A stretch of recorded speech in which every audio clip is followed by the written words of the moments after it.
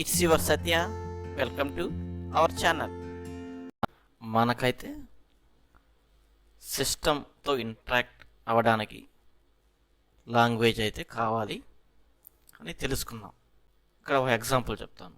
ఇప్పుడు నాకు హిందీలో అవతల వ్యక్తి ఏం చెప్తున్నాడో తెలియాలంటే ఖచ్చితంగా నేను హిందీ నేర్చుకుని ఉండాలి ఆర్ తెలిసి ఉండాలి. అదేవిధంగా మనం సిస్టంతో సి లాంగ్వేజ్తో ఇంటరాక్ట్ అవ్వాలంటే సిస్టమ్ కూడా సి లాంగ్వేజ్ వచ్చి ఉండాలి. ఇక్కడ సిస్టమ్కి ఎలా సి లాంగ్వేజ్ వస్తుంది? ఇప్పుడు సి లాంగ్వేజ్ సంబంధించిన సాఫ్ట్వేర్ అయితే మనము ఇన్స్టాల్ చేయాలి.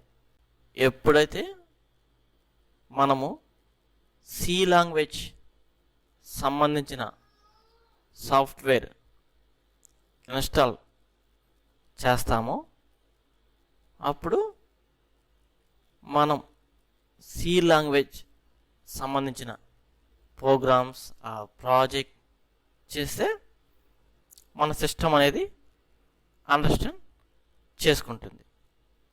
Okay, thanks for watching. Please subscribe, like and share.